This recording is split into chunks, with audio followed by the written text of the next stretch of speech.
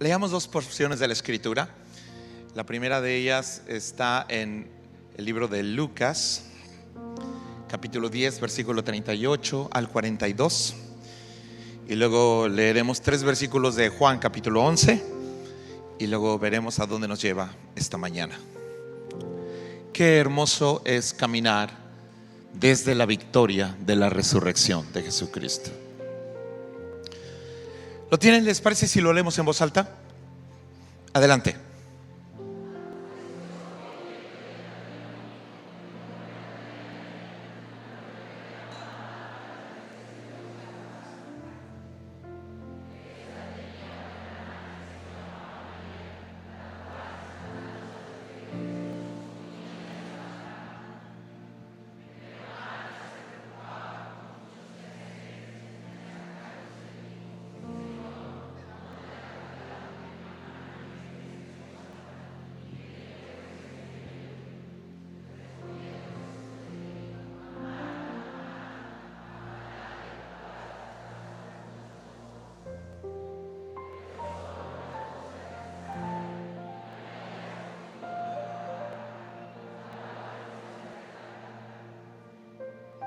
Juan capítulo 11, versículo 5, luego versículo 14 y luego versículo 15. Adelante.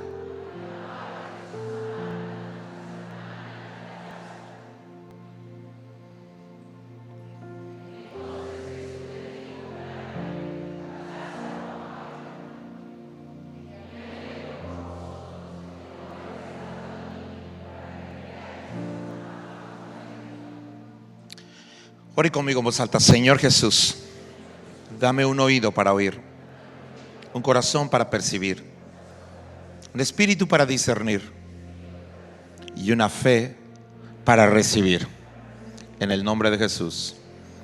Amén. Póngase de pie lo más rápido que pueda. Busque 2 o 3 personas y dígales: Lázaro ha muerto y me alegro.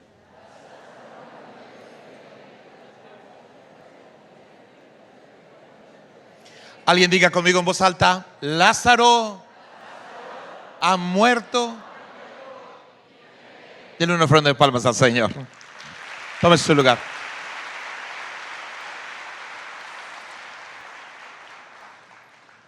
Hay muchos detalles en la Biblia que, como las buenas especias, le agregan un sabor increíblemente exquisito a la palabra de Dios, y que solo la inspiración del Espíritu Santo pudo haberle dado. Por ejemplo, la historia de Lázaro en particular es la historia más larga del Nuevo Testamento después de la historia de Jesús.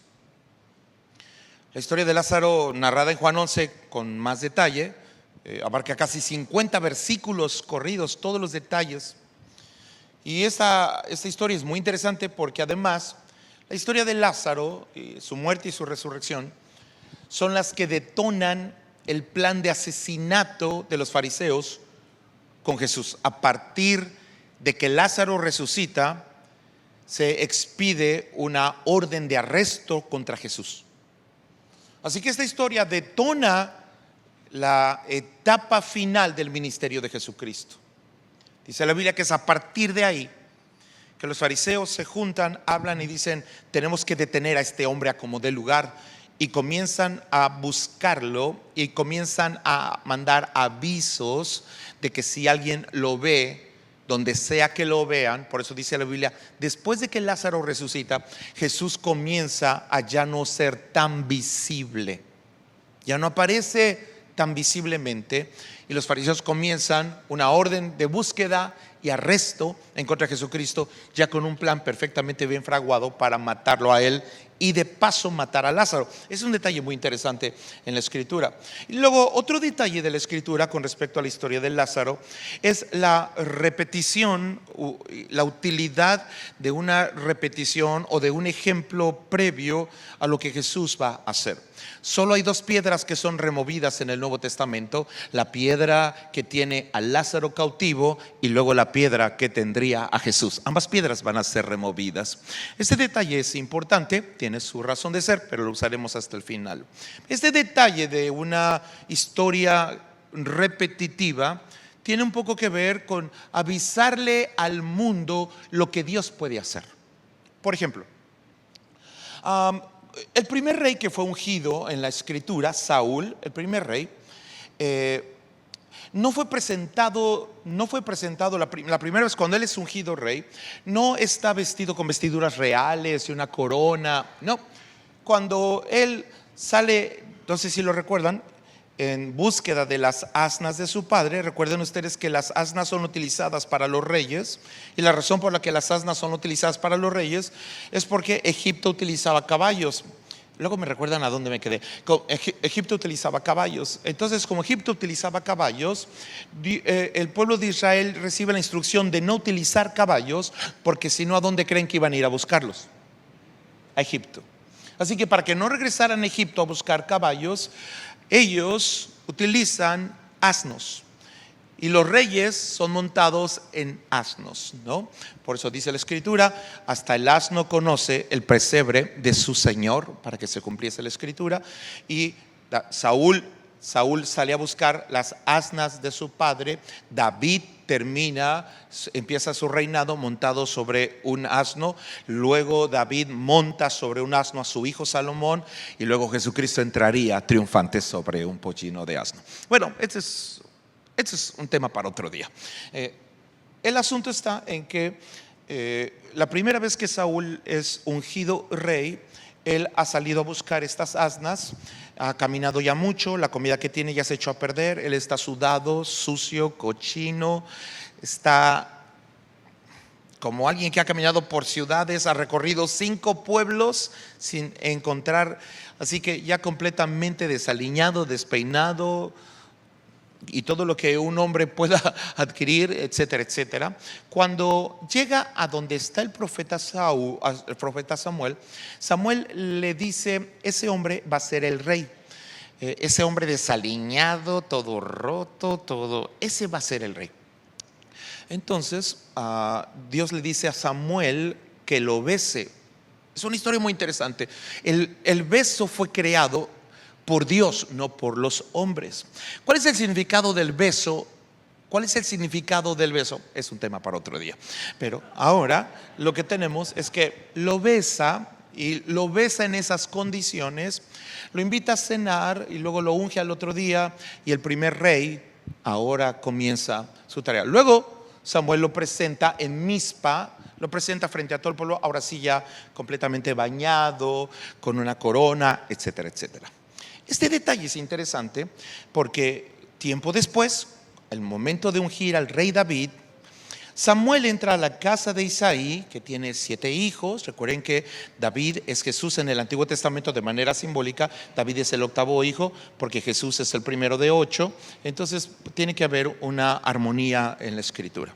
Entonces David está en el campo, y los hermanos están todos aquí bañaditos y todo. Samuel entra, ve a los mayores, ve que están muy bien presentables, y dice: este es el rey. Y la Biblia dejó para nosotros registrado la regañada que le meten a Samuel. A veces hay que regañar a los profetas de vez en cuando.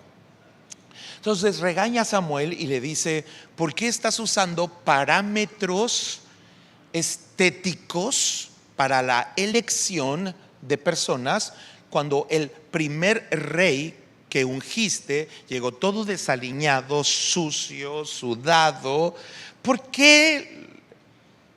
La razón por la que te di esa lección, Samuel, es porque el rey David iba a llegar del campo desaliñado, sudado, cochino. Era para que pudieras reconocer al rey.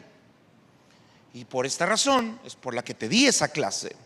Todo esto es muy significativo porque mucho tiempo después un hombre estaría esposado, completamente sucio, desaliñado, golpeado, maltratado, frente a un hombre llamado Pilatos, que le iba a decir: ¿tú eres rey?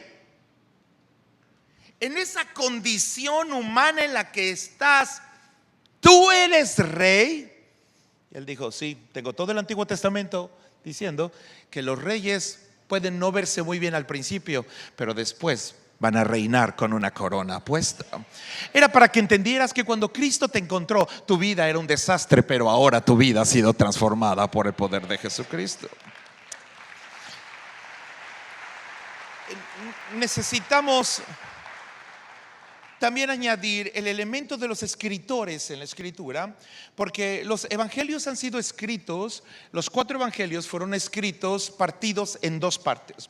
Dos de los evangelios están escritos por personas que no caminaron con Jesucristo en persona, y 2 de los evangelios están escritos por personas que caminaron con Jesús en persona. ¿Quiénes son estos? Mateo y Juan.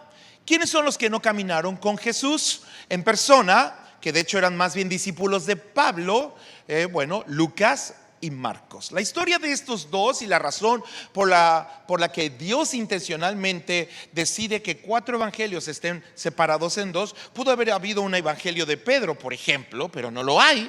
Pero ¿por qué estos 4 y por qué separados así? Es importante porque la historia del encuentro inicial entre Jesús, Marta, María y subsecuentemente Lázaro la cuenta Lucas, pero la historia de la muerte de Lázaro y su resurrección la cuenta Juan. Este detalle no es menor en la Biblia, porque los 2 escritores de los evangelios que no caminaron con Jesús tienen una historia particular por la cual Dios los elige. El primero de ellos, Marcos. Marcos es de hecho el escritor del primero de los 4 evangelios, y otros de los evangelios se apoyan en el evangelio de Marcos. ¿Quién es Marcos? Marcos es un chico privilegiado de la época, y es privilegiado como quizá muy pocos, contados con los dedos de las manos, jóvenes que tuvieron el privilegio de estar en la historia en una posición como Marcos la tenía. ¿Cuál es esa posición? ¿Se las cuento rápido? Levanten la mano los que quieren que se las cuente. Levanten la mano. Ahí están los chismosos de la iglesia. Muy bien. Marcos es sobrino nada más y nada menos que de Bernabé. ¿Quién es Bernabé? El entrenador que complementa la capacitación espiritual de el apóstol Pablo. El apóstol Pablo, el más grande del Nuevo Testamento. Su mentor, su compañero es nada más y nada menos que Bernabé. Y Bernabé es tío de Marcos. Así que Marcos está expuesto a un tío que es una eminencia en el mundo cristiano. Pero además de todo, aprovechando las palancas, y todo el mundo debe usar palancas cuando las tenga, Bernabé, cuando Pablo va a lanzarse a su primer viaje misionero, Bernabé aprovecha y le dice: bueno, como ya te entrené, ahora llévate a mi sobrino. No seas mala onda, ¿no? Porque no hace nada. Entonces, Pablo se lleva a Marcos, y Marcos camina con él hasta que llegan a una región geográfica montañosa. Todo ha sido muy tranquilo, pero cuando llegan a una zona montañosa y Pablo tiene pila para rato, Pablo está a punto de comenzar a subir esa región montañosa, Marcos dice: no, ya estuvo, es mucho, y entonces abandona a Pablo. ¿Recuerdan ustedes esa parte de la historia? Pablo se enoja, dice: Marco me abandonó, y ahí saca toda su amargura. Y entonces, porque los apóstoles también se enojan, y entonces Marcos regresa a una casa que no es cualquier casa. Hay una casa en particular donde se llevaban a cabo las reuniones de oración que comandaron en algún momento de la historia la vida de la iglesia. Esta casa es la casa de su familia. Ustedes recuerdan la escritura, aquel pasaje cuando a Pedro lo meten en la cárcel, y la Biblia dice: pero que en una casa, dice, la iglesia hacía sin cesar rogación, o rogaba a Dios, u oraciones a Dios por la vida de Pedro. Esta oración marca la liberación de Pedro. Pedro sale de la prisión, viene a esta casa porque es una casa muy conocida de oración, toca la puerta, una joven le abre la puerta, lo ve, se asusta, le cierra la puerta en las narices, se mete corriendo, entonces sale gritando de que Pedro está ahí. Pero ¿cómo que Pedro está aquí si debería estar en la cárcel? Entonces ya abren la puerta, entra Pedro. Esa casa es nada más y nada menos que la casa de la familia de Marcos. Así que Marcos Marcos tiene como mentor a Bernabé, tiene como un compañero entrenador al apóstol Pablo, nada más y nada menos. Bueno, cuando Marcos regresa a su casa, obviamente se ha de haber topado con Pedro en esa casa en el culto de oración. Y entonces seguramente Pedro le ha de haber dicho: bueno, ¿qué haces aquí? Que no deberías haber andado con Pablo, no estabas con Pablo. Marcos sabe que no le puede mentir a Pedro, porque los últimos que le mentieron, Ananías y Zafira, cayeron muertos a los pies. Entonces más vale que le diga yo la neta del planeta, ¿no? Y seguramente le ha de haber dicho: no, la verdad es que yo le fallé a Dios y le fallé a Pablo. Pero ¿con quién está hablando? Nada más y nada menos con un hombre que tiene un doctorado en fallas a Dios, ¿no? Pedro comienza a contarle la historia de su caminar con Jesucristo y cómo Jesús lo levanta y lo restaura a pesar de sus fallas. Marcos toma nota de eso y el Evangelio de Marcos nace. Por eso Marcos solo tiene 16 capítulos. Esta no es una enseñanza menor.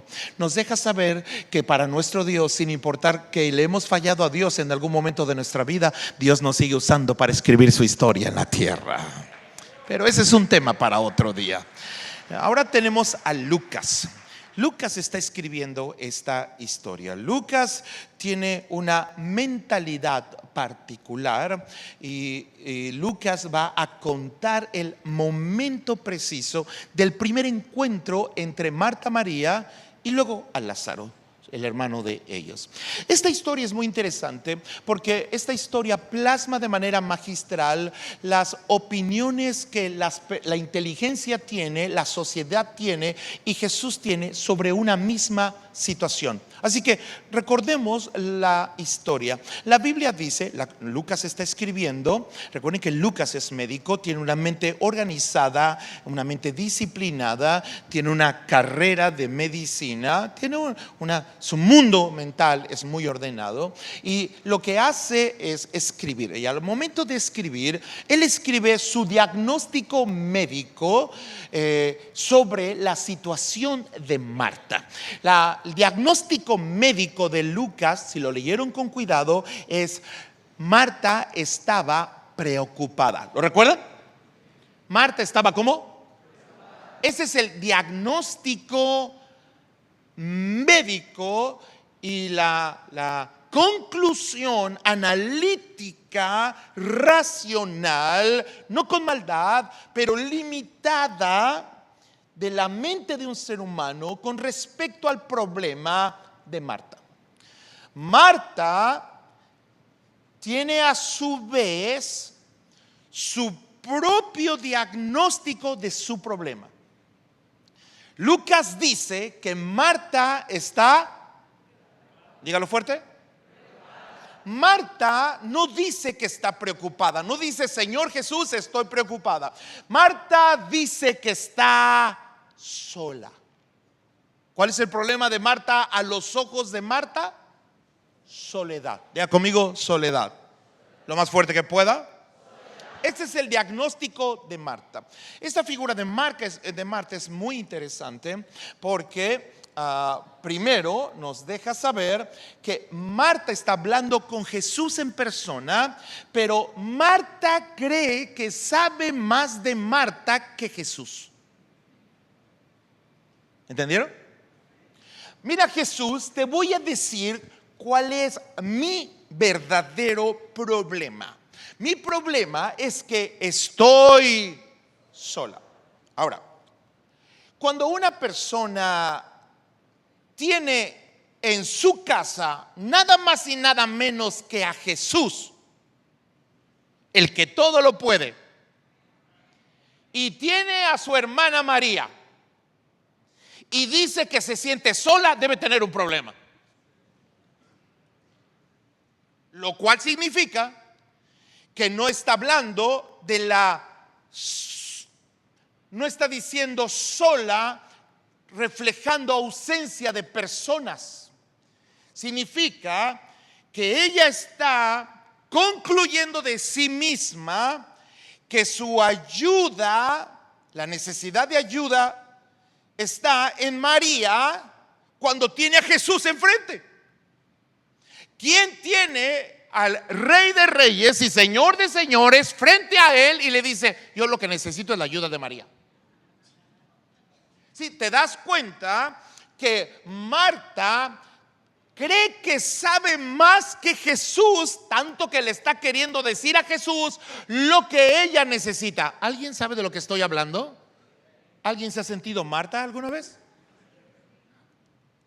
Partamos de un punto base para esta mañana. Nadie te conoce mejor que Jesucristo. Dije, nadie te conoce mejor que Jesucristo. Lucas representa la inteligencia humana que calcula y mira los problemas de las personas y tiene algunos diagnósticos cercanos pero superficiales. No puede tocar de fondo el problema, por eso no lo puede resolver. Marta siente soledad aunque tiene a Jesús. Hay personas que están rodeados de un montón de personas y aún así se sienten solos.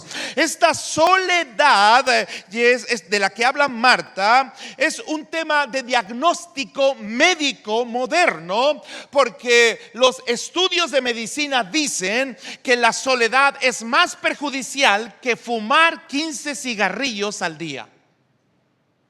Estos son datos que ustedes pueden checar. Así que dile a la persona que está a tu lado, a lo mejor tienes que dejar de fumar.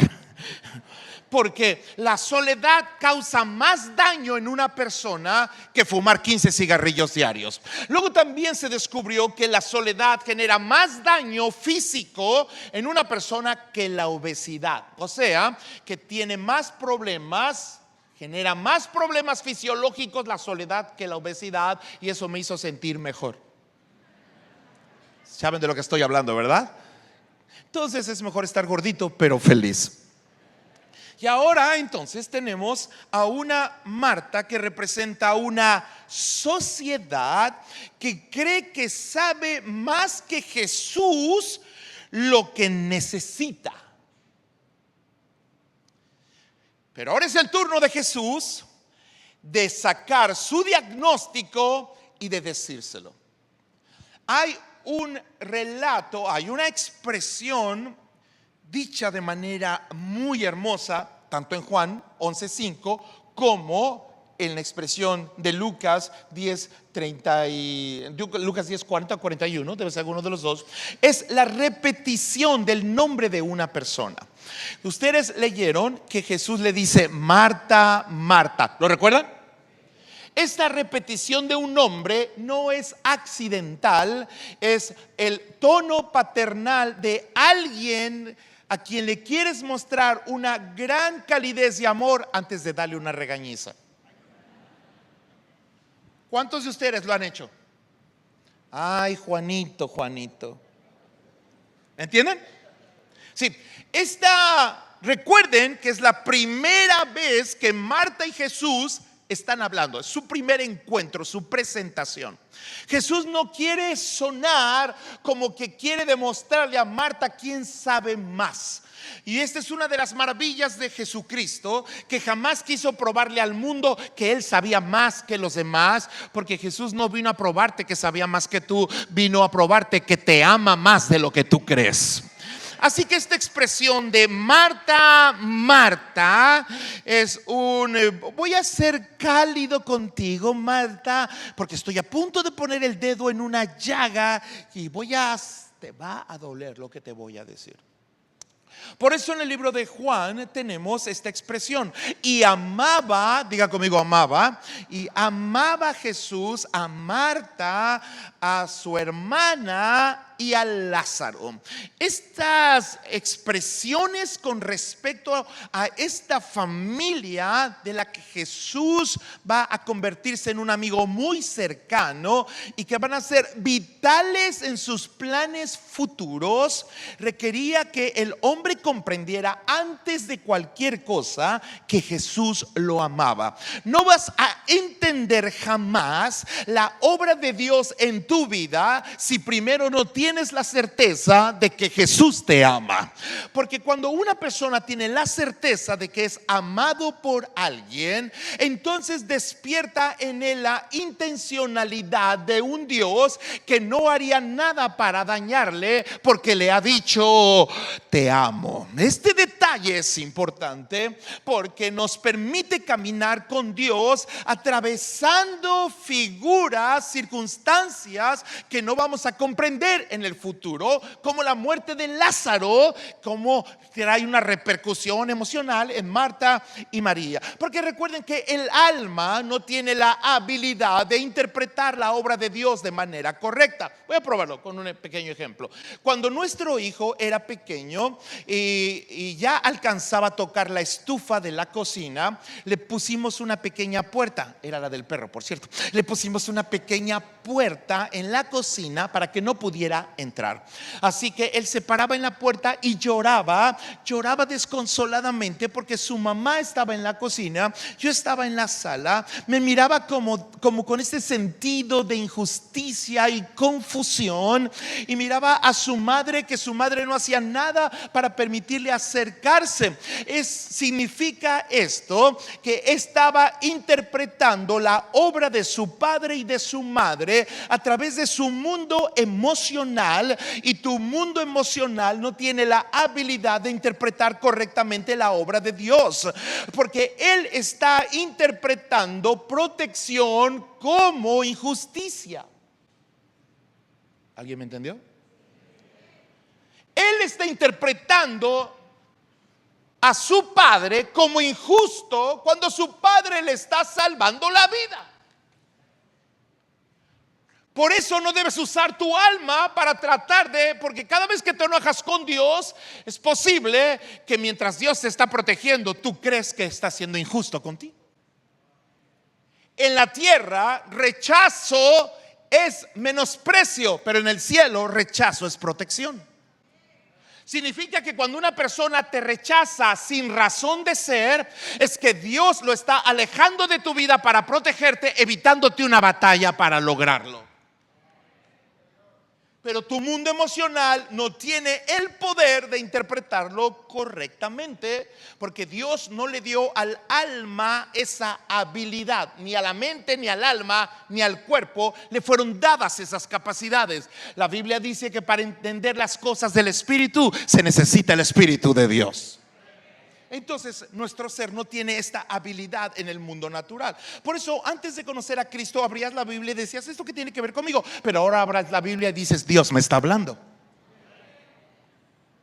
Así que es este mundo emocional al que Jesús está a punto de entrar. Jesús dijo, mira, tu problema no es preocupación nada más. Tu problema no es soledad y falta de ayuda, porque son las dos cosas que en los seres humanos se consideran las más difíciles. Número uno, de acuerdo a los estudios que hay con respecto a la muerte, se dice que el temor más grande de un ser humano no es el dolor, no es la muerte, es la soledad. Cuando una persona está a punto de morir, no le interesa si la ropa está planchada, si el carro tiene gasolina, le interesa quién está tomando su mano antes de partir. Así que la soledad se convierte en un tema de fondo que hoy en día se está viendo manifestado de una manera exacerbada en una sociedad que se puede comunicar con miles de personas, cientos de personas, pero que al mismo tiempo está experimentando una tristeza profunda que detona una depresión que básicamente tiene que ver con un ingrediente llamado soledad. Diga conmigo, soledad. Estamos rodeados ahora como nunca de personas en internet, en persona, pero la gente se siente más sola que nunca. De hecho, por ejemplo, este es el momento en el planeta Tierra, geográficamente hablando, sociológicamente hablando, este es el momento en el planeta Tierra en el que más seres humanos viven solos. Este es el momento. Así que la soledad está encontrando un espacio muy grande. Esto es porque esta generación ha confundido un principio vital. Ha confundido autonomía con independencia. Autonomía es un concepto basado en capacidad. Independencia es un concepto basado en relación. Cuando un ser humano se rebela contra la dependencia o la incapacidad, se le llama madurez. Pero cuando se rebela con respecto a la interdependencia se le llama división. ¿Entendieron? Voy a explicarlo. ¿Cuántos tienen hijos adolescentes? Levante la mano. Muy bien, que Dios los ayude. ¿Cuántos de sus hijos comienzan a manifestar independencia? Levante la mano. ¿No? Empiezan a sentirse, ¿qué cosa? Que quieren ser, ¿qué? Independientes. Quieren que la puerta de su cuarto esté cerrada y que toques para entrar.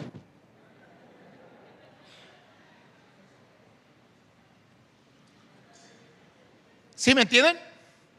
Porque ellos confunden, porque este mundo ha vaciado una mentira, que autonomía e independencia son sinónimos y no lo son. Son dos mundos muy diferentes.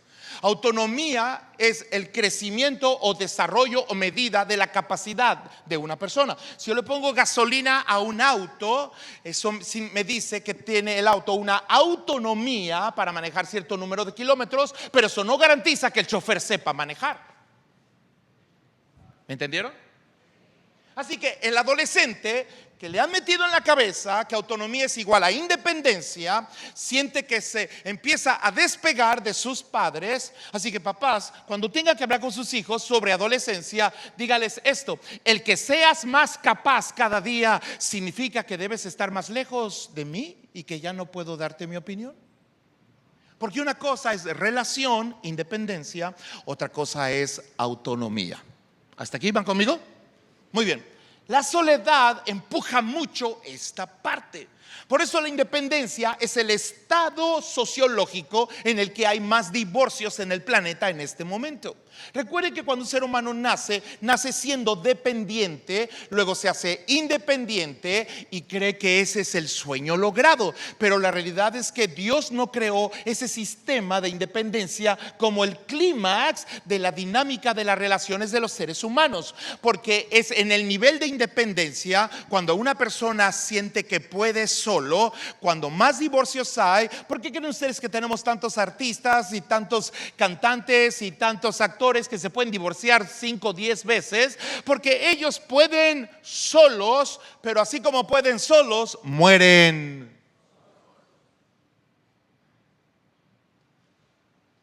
Así que el estado correcto de relaciones interpersonales no es la independencia que todos aspiran, es la interdependencia. Diga conmigo, interdependencia. ¿Qué es dependencia? Pues no puedo solo. ¿Qué es independencia? Puedo solo. ¿Qué es interdependencia? Puedo solo, pero quiero hacerlo contigo. Jesús pudo haber sacado a Israel de Egipto sin necesidad de Moisés. Jesús pudo haber llevado a la conquista de Canaán sin necesidad de Josué. Jesús pudo haber matado a Goliat sin necesidad de David. Jesús pudo haber hecho un arca sin necesidad de Noé. Pero Dios es interdependiente. Puede todo, pero lo hace con nosotros.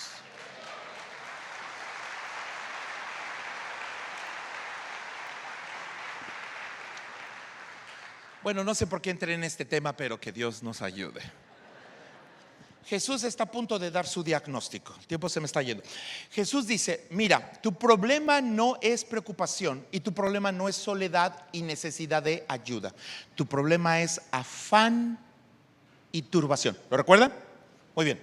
Estas dos expresiones, afán y turbación, son las que dan a luz médica o sociológica y psicológicamente hablando diagnósticos que hoy vemos que se le da a todas las personas cada ratito.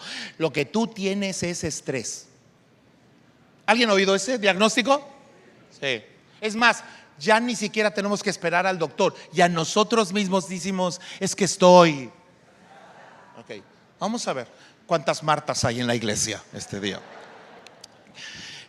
La palabra afán, cuando alcanza la palabra, cuando se suma a la palabra turbación, significa que ese ser humano está a punto de colapsar. Voy a explicarlo. ¿Qué es afán? Definamos afán no de acuerdo al diccionario. Afán es la presión que la vida ejerce sobre una persona cada día. ¿Qué es afán? Muy bien, hagamos un ejercicio rápido porque tenemos un minuto para hacerlo. Póngase de pie y dígale a la persona: ¿qué es afán? Dígale: es la presión que la vida ejerce sobre tu vida todos los días. Rápido, rápido, dígale: esto es afán.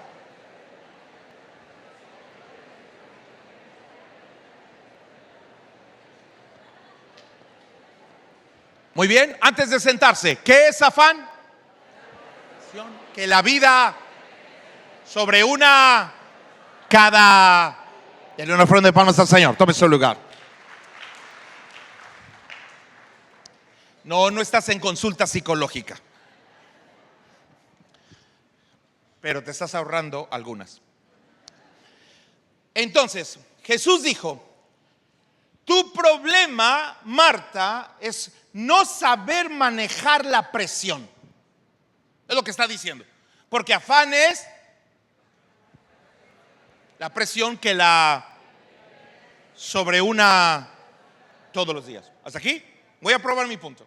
Entonces, hay 3 reglas con respecto al afán que Jesús enseñó. La primera de ellas es que todos los seres humanos vamos a tener nuestra dosis individual de afán, o sea, de depresión.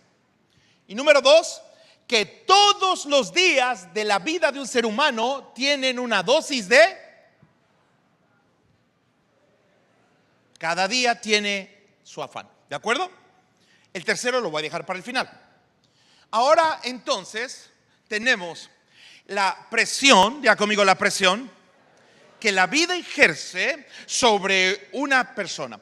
Cuando la presión externa sobre una persona lo invade, el hombre utiliza un recurso como su primer mecanismo de defensa para lidiar con esa presión. Utiliza su inteligencia. Pongamos un ejemplo. Imagina que tú y tu vecina o tus vecinos, ambos tienen niños que van a la misma escuela. Así que ambos se levantan a la misma hora y sus hijos, cada quien, están preparando. Tienen más o menos la misma presión. Pero ese día comienza a llover, tu vecina no tiene auto, tú tienes auto. ¿Quién tiene más presión? La vecina. ¿De acuerdo? Eso significa que cada ser humano tiene una presión diferente con respecto al mismo problema. Esto es muy importante porque mucha gente quiere juzgar a las personas por la misma circunstancia, pero no pueden medir que tienen una presión distinta. Por eso cuando personas son tratadas en una iglesia, algunos se restauran más rápido. Y tú puedes decir: pero ¿por qué él ya es? ¿Y pero por qué él no? Es porque tú estás mirando la circunstancia y no la... ¿Ok? Ahora, la presión, imagínate que ese día en la mañana te levantas para llevar a tu hijo a la escuela, pero tu hijo tiene temperatura. ¿Aumenta la presión o no? Aumenta la presión. Entonces, tu primer mecanismo de defensa, ¿cuál es? La inteligencia. Recuerda que el ser humano tiene 3 depósitos: la mente, el alma y el cuerpo. La mente es el depósito de la inteligencia, el alma es el depósito de las emociones y sentimientos, y el cuerpo es el depósito de todo lo material, lo que comes, lo que vistes, etcétera, etcétera, etcétera. Estos 3 depósitos, cada uno tiene un ingrediente que los complementa y que son utilizados para la vida cotidiana. Así fue como fue la creación. En el día 1 había agua, en el día 2 había cielos, en el día 3 fue creada la tierra, en el día 4 fueron creados los peces para llenar el agua, en el día 5 fueron creadas las aves para llenar los cielos, en el día 6 fueron creados todas las bestias, incluyendo a las personas, nadie se sienta aludido, para llenar la tierra. Si todo lo que Dios crea, Dios lo puede llenar. Entonces, así es el orden de la creación. Entonces, Dios le da al hombre inteligencia y el hombre utiliza, y es correcto, pero la inteligencia solo se va a necesitar aquí. No necesitas resolver problemas cuando estés en la presencia de Dios. Entonces, la inteligencia es para resolver los problemas cotidianos. Y entonces, Mientras no me salga Jesús caminando por ahí ahorita, porque entonces sí me va a asustar. Y entonces utilizas tu inteligencia. Entonces dices, voy a poner compresas frías sobre la frente de mi hijo. Entonces tú pones la compresa fría. Si la temperatura disminuye, ¿qué pasa con la presión? La presión baja. Pero si la temperatura no disminuye y sigue subiendo, entonces utilizas el recurso de la inteligencia de otro ser humano para tratar de lidiar, como un dique, un arrecife, una muralla, tratar de lidiar con la presión que ese día está golpeando tu casa. Entonces llamas al doctor. El doctor te dice que tomes un medicamento y entonces tú compras el medicamento, se lo das. Si el medicamento surte efecto, significa que la inteligencia de otra persona fue útil para resolver un problema. La Biblia le llama a este concepto consejo. Proverbios explica el concepto. Y luego tenemos además que si el doctor da un consejo y una medicina y una receta, pero la temperatura de tu hijo sigue subiendo, entonces tu mente experimenta algo que es el síntoma que te dice a ti mismo que tu inteligencia fue incapaz de resolver un conflicto. Se llama preocupación. Diga conmigo, preocupación. Así que tomas a tu hijo, lo llevas al médico y vas hacia un hospital. Ahora estás preocupado, ¿no? Estás preocupado porque tu capacidad natural y la capacidad natural de un médico no fueron suficientes para resolver la presión o el afán de ese día. Entonces ahora lo llevas y lo metes al doctor y se lo llevan a urgencias. Cuando entra a urgencias y no lo puedes ver, ya no solo sientes preocupación, este síntoma que te dice a ti, no pude resolverlo. Si la presión o el afán avanza un poco más, toca tu alma, desajusta tu mundo emocional y entonces experimentas ahora lo que en la mente se llama preocupación, en el alma se llama aflicción. Ahora cuando tu mundo emocional está desajustado, ya no solo estás preocupado por tu hijo, ahora estás afligido por tu hijo. ¿Hasta aquí van conmigo? Si la presión no se detiene, puedes llegar a somatizar esa presión y enfermarte tú mismo. Eso es un hecho. Entonces, esta presión de la que Marta está viviendo es la que Jesús le dijo: Marta, tú no estás sola, tu problema no es soledad, tu problema no es preocupación, tu problema es que la presión ha rebasado tu capacidad natural, tanto que está pensando que alguien más necesita ayudarle y tu preocupación se está convirtiendo en aflicción.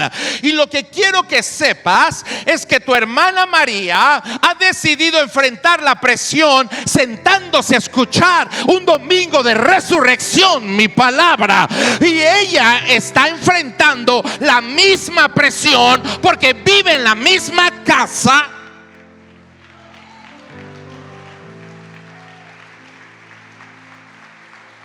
Ahora, hagamos la ruta de María.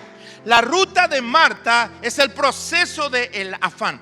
Cuando el afán avanza de esta forma, el hombre llega a un momento en el que se siente completamente vulnerable e incapacitado. Entonces la turbación aparece en la vida de un ser humano. Esta turbación, la Biblia le llama la palabra turbar, partir algo en pedazos o en partes. Básicamente algo empieza a desmoronarse o a colapsar. Y tenemos en Marta el reflejo de una sociedad que está colapsada, que está polarizada, que está separada porque se ha sentido sola por causa de una mentalidad de independencia, porque el independiente no quiere oír el consejo de nadie.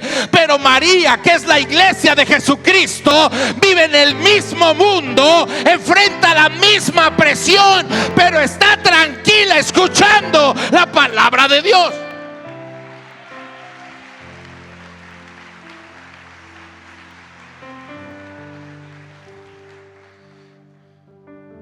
Así es como funciona Marta, así es como funciona María. María no empieza con su inteligencia a lidiar con un problema. María comienza con mi palabra a encarar un problema. Anoten esto: siempre dale la primera oportunidad a Dios en tu vida. Voy a decirlo de nuevo, siempre dale la primera oportunidad a Dios en tu vida. Siempre dale. Así que si tu hijo se enferma, antes de que corras al doctor, ponle las manos encima, úngelo con aceite y cree que Dios puede hacer algo en su vida. Porque hay dos formas de lidiar con la presión. Puedes pararte muy temprano el día de mañana y decir a tu esposa: no puedo leer la Biblia, no puedo escuchar, no puedo cantar porque tengo demasiadas cosas que... Estás dejando que el afán. Entonces, María lo hace así. ¿Me regalan 5 minutos más? Así es como opera al revés. Ahora ya vimos el proceso de Marta. Ahora veamos el proceso de María en sentido inverso. Cuando una persona recibe una palabra de Dios, cuando Dios le habla, cuando se encuentra con Dios y su palabra, esa palabra no se aloja en la mente. Esa palabra comienza en el espíritu de una persona, porque la Biblia dice que la fe viene por él y el oír de la palabra de Dios. Si alguien se siente, escucha una palabra, esa palabra se hace carne, se inserta, se impregna, se establece porque la persona la cree. Lo que hace, esta es una forma de probar cuántas cosas de la Biblia en tu vida son emoción y cuántas son convicción. Esta es la forma en la que lo puedes probar. ¿Ok? Entonces, cuando algo se hace convicción, lo que hace es que echa raíz y comienza el mismo avance en sentido contrario. Marta va de la mente al alma, puede dañar el cuerpo y desbaratar al ser humano. Pero cuando María toma la palabra comienza desde el espíritu, que es la parte más profunda del hombre, y su siguiente parte del ser humano que invade es el alma de la persona. Mientras la presión desajusta el mundo emocional de alguien, la palabra de Dios ajusta el mundo emocional de esa persona. Así que tú puedes saber, por ejemplo, usemos un ejemplo, el perdón de Jesús en la cruz. ¿Cuántos creen en el perdón de Jesús en la cruz? Muy bien. Voy a probarte si es emoción o si es convicción. Esto es muy fácil de probar. Entonces, cuando la palabra o el perdón es creído por fe en ti, lo primero que hace después de ahí es partir a la zona desajustada de tu mundo emocional y comienza a sacar emociones que estaban y realinear emociones que estaban desalineadas. Entonces, tú puedes comprobar que el perdón de Dios es una realidad en tu vida, porque pudiste haber tenido una vida de adicciones, una vida de problemas, una vida compleja, una vida desastrosa, una vida vergonzosa, pero de repente dices: ¿por qué ya no siento culpa? ¿Por qué ya no siento condenación? ¿Por qué ya no me siento indigno? ¿Por qué ha desaparecido la soledad? ¿Por qué ha reaparecido una paz que no comprendo? Es porque la palabra está invadiendo tu alma, está alineando todo tu mundo.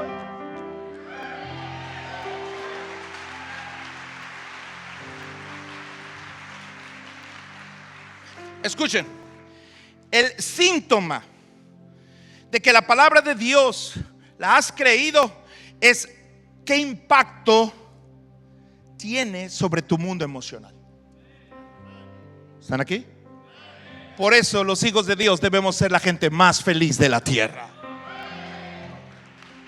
Escucha, sería ilógico tener un Dios bueno y una vida mala. No tienes un Dios bueno para tener una vida mala. Tienes un Dios bueno para tener un buen día, una buena semana, un buen mes, un buen año, y el resto de tu vida puedas decir: Dios es.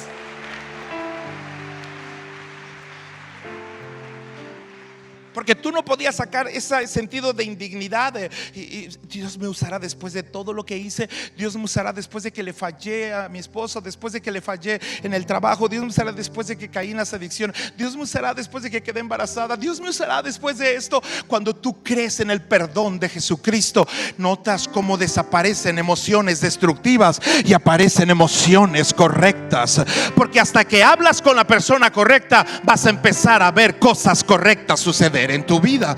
Entonces, cuando sale del alma esta verdad, lo que hace es avanzar de tu alma y se dirige hacia la parte más defectuosa que tienes, es tu mente. Esto lo voy a probar en la última conferencia, pero cuando una verdad toca la mente de una persona, puedes probar, escuchen, en tu alma pruebas que una verdad es una convicción porque alinea tu mundo emocional. Pero en la mente puedes comprobar que esa verdad es real y que está transformándote si la conclusión de tu mente es esta: no entiendo nada. ¿Me entendieron? Bueno, la gente que caminaba con Dios, la gente que tenía una relación con Dios, decía: alto es, no lo puedo. La mente, escuchen, la mente utiliza mayoritariamente el recurso de la memoria para calificar, para definirse, construir una identidad. Pero Jesús usa la fe para definir tu identidad. Tú eres Pedro, eso dice tu historia. Porque mi historia dice que yo soy el hijo del carpintero. Pero ahora que una verdad te ha sido revelada, Pedro, de que yo soy el Cristo, el Hijo del Dios viviente, y yo te digo que a ti también te es revelada tu verdadera identidad. No salió de tu mamá ni de tu papá. Yo soy el que dicto cuál es tu identidad. Entonces una persona empieza a ser transformada en su pensamiento, porque antes su mente lo arrastraba a la costumbre natural de las Martas, cuya memoria basada en los hechos de su pasado le hacen pensar que no tiene lo que se necesita, de que quizá no alcanza o de que él no va a poder ser amado, usado.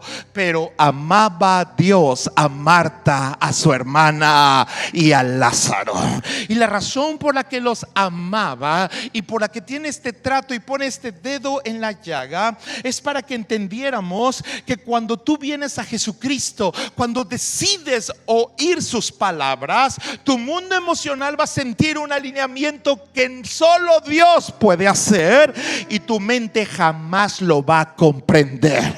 Así que deja a tu mente afuera de la cancha de juego y solo glorifica por fe al que tuvo el poder de hacerlo. La razón, Marta y María, por las que las he escogido a ustedes es porque ustedes me han ayudado a expresar lo que la inteligencia humana no puede diagnosticar correctamente y lo que el mundo que cree que sabe más que Jesús y que Dios sobre ellos mismos. Es por eso que dije el primer día que este mundo escribe libros hechos por hombres sobre cómo solucionar los problemas de los hombres, y los problemas de los hombres solo han crecido. Es porque nadie te conoce mejor que Jesucristo. Marta, María, la razón por la que las escogí es porque en unos meses más voy a usar a Lázaro para algo que su mente no va a poder comprender.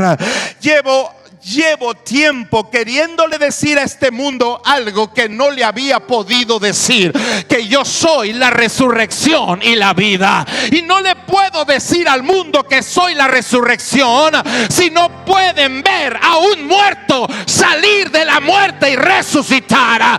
Así que voy a escoger a los que amo. ¿No me entendieron? Póngase de pie, póngase de pie. Voy a escoger a los que amo. Voy a escoger a los que. Voy a escoger a los que. Dios, no seas así. Si quieres enseñando algo al mundo, agarra a los impíos.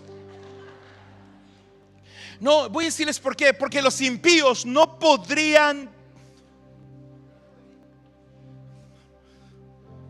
Y amaba Jesús a Marta, a su hermana y amaba Jesús a Claudia y a Juan y a Carlos, y amaba Jesús a Alfonso y a Sara.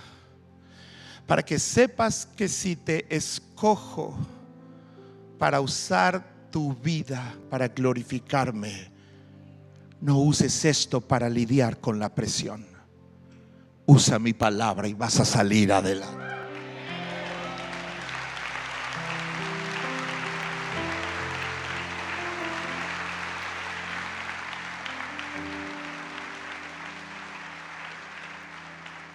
Ahora, ¿qué le despierta tanta alegría a Jesús? Parece un poco de Lázaro está muerto y me alegro. Es como decir, tu empresa quebró y me alegro. Y tu matrimonio está colapsando y me alegro. Suena un poco duro. Por eso Jesús solo puede usar personas que Él y que lo para mostrar su gloria.